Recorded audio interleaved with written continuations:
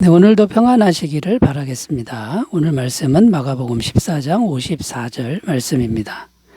베드로가 예수를 멀찍이 따라 대제사장의 집 들안까지 들어가서 아랫사람들과 함께 앉아 불을 쬐더라. 아멘. 오늘 말씀의 내용은 베드로가 지금 잡혀가고 있는 예수님을 따라가는 그런 장면이 기록되어 있습니다. 그런데 예수님을 따라가는데 어떻게 따라가냐면 멀찍이 따라갔다 이렇게 표현하고 있습니다.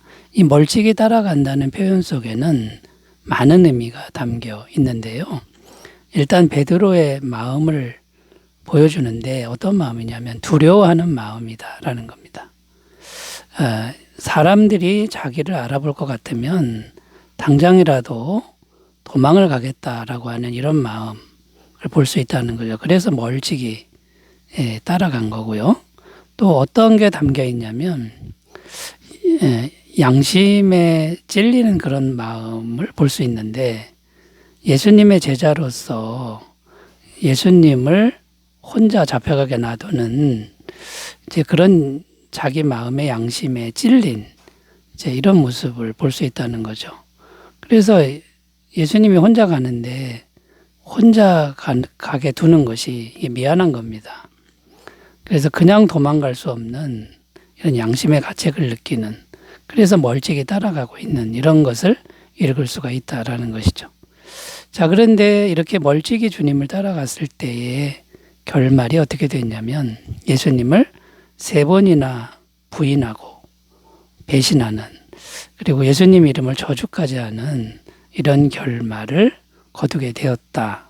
참 안 좋은 결말인 거죠.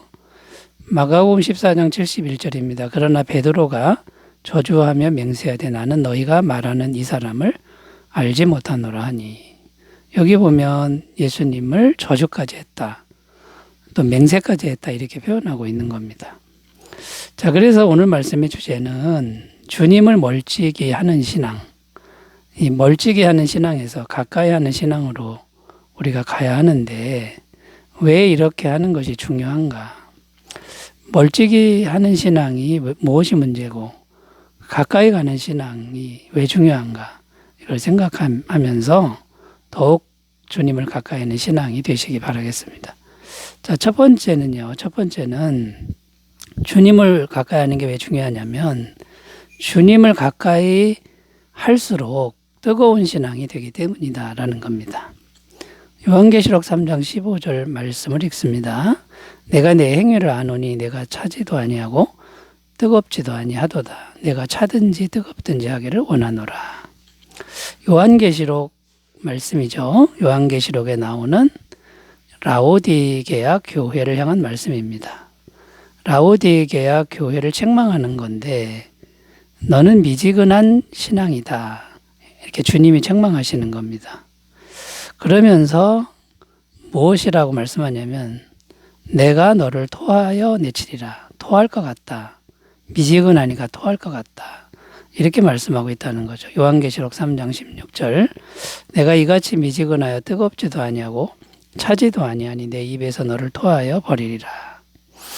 자, 여러분, 주님을 우리가 신앙하는데 가까이 가서 뜨거운 신앙이 돼야 되는데 이거는 완전히 벗어난 것도 아니고 가까이 가는 것도 아닌 멀찍이 신앙은 주님이 토하고 싶은 신앙이다.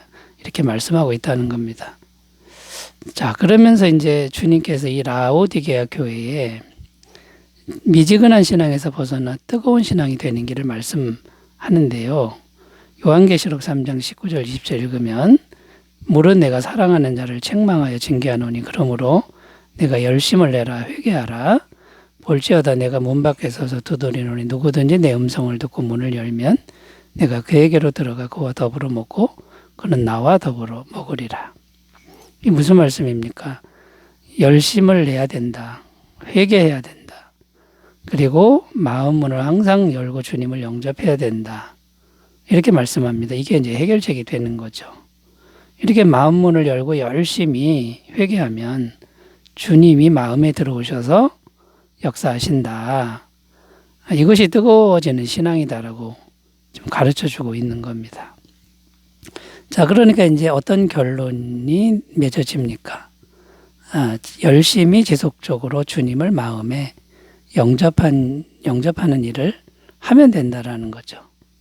주님이 들어오셔야만 뜨거운 신앙이 될 수 있다. 이런 말씀이 됩니다.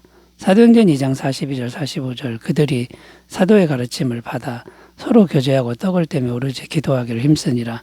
사람마다 두려워하는데 사도들로 말미암아 기사와 표적이 많이 나타나니 믿는 사람이 다 함께 있어 모든 물건을 서로 통용하고 재산과 소유를 팔아 각 사람의 필요를 따라 나눠주며. 초대교회 모습인데 오로지 기도에 힘썼다라고 말씀합니다. 오로지 기도에 힘쓰니까 성령이 마음에 들어오셔서 기사와 표적이 나타나고 자기 물건을 팔아서 가난한 사람을 나눠주는 이런 사랑의 공동체, 뜨거운 사랑의 공동체가 되었다. 이런 말씀이죠. 빌립보서 4장 6절 7절입니다. 아무것도 염려하지 말고 다만 모든 일에 기도와 간구로 너희 구할 것을 감사함으로 하나님께 아뢰라. 그리하면 모든 지각에 뛰어난 하나님의 평강이 그리스도 예수 안에서 너희 마음과 생각을 지키시리라.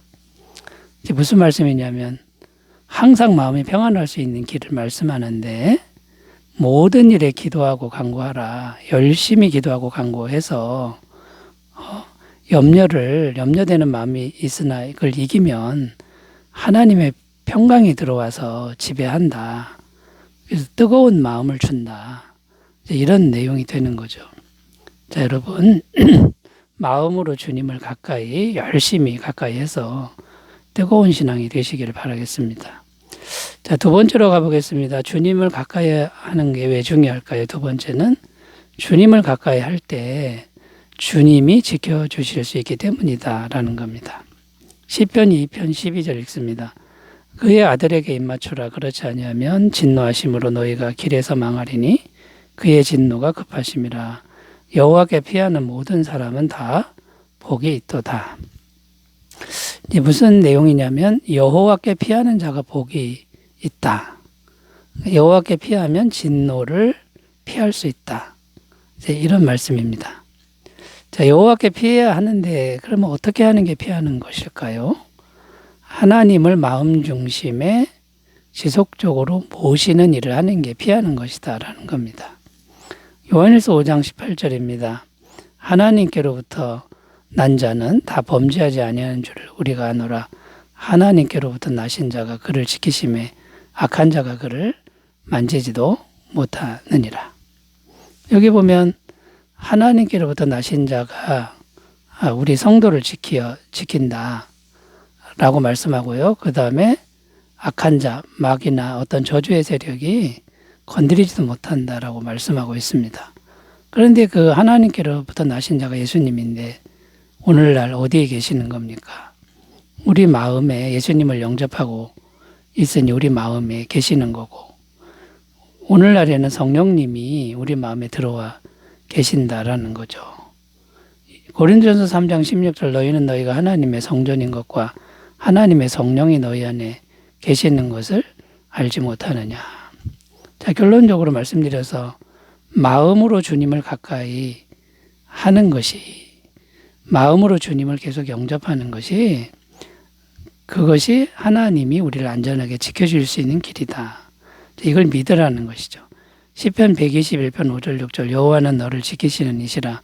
여호와께서 내 오른쪽에서 내 그늘이 되시나니 낮에 해가 너를 상하게 하지 아니하며 밤의 달도 너를 해치지 아니하리로다. 자, 하나님이 우리를 이렇게 안전하게 보호하시는데 어디 계셔서 안전하게 보호하십니까? 우리 마음에 계셔야 된다라는 말씀이고요. 마가복음 4장 39절 예수께서 깨어 바람을 꾸짖으시며 바다더러 이르시되 잠잠하라 고요하라 하시니 바람이 그치고 아주 잔잔하여 지더라.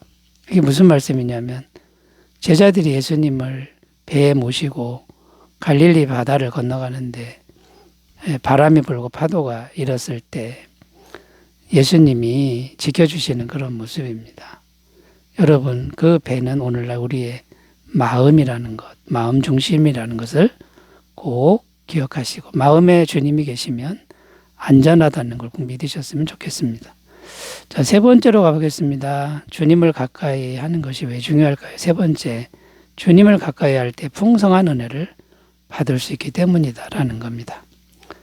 빌립보서 4장 19절 말씀이 있습니다. 나의 하나님이 그리스도 예수 안에서 영광 가운데 그 풍성한 대로 너희 모든 쓸 것을 채우시리라. 자, 이 말씀은 주님께서 우리의 현실적인 필요를 풍성하게 채워주신다는 말씀입니다.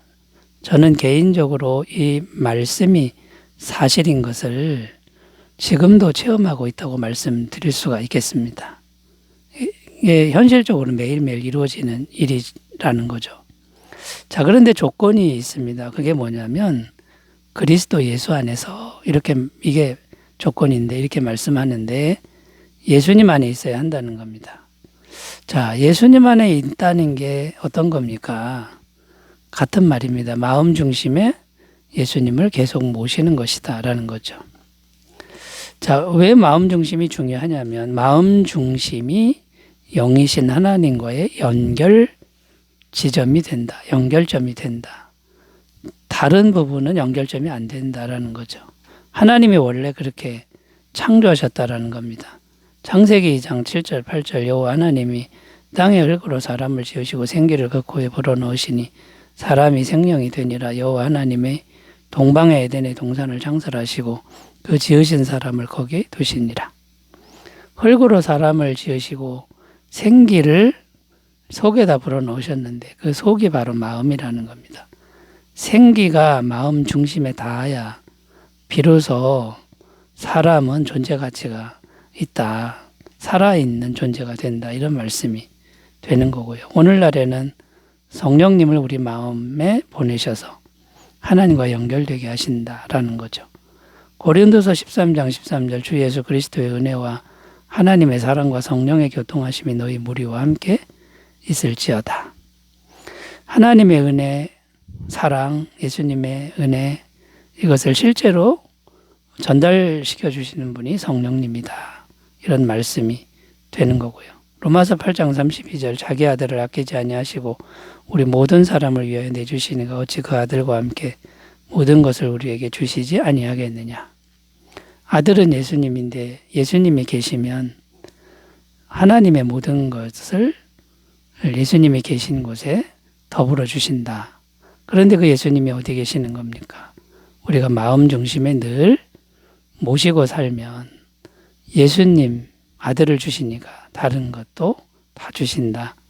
여러분 마음으로 멀찍이 하는 신앙이 있다 그러면 멀찍이 하는 태도가 있다면 오늘로서 청산하시고 날마다 열심을 내어 적극적으로 회개하여 예수님 가까이 나아가는 마음이 가까이 나아가는 삶이 되시기 바라겠습니다. 기도합니다. 하나님 아버지 더욱 주님과 가까이 하는 마음 중심이 되도록 도와주옵소서. 예수님 이름으로 기도드립니다. 아멘. 은혜의 하루가 되시기 바라겠습니다. 감사합니다.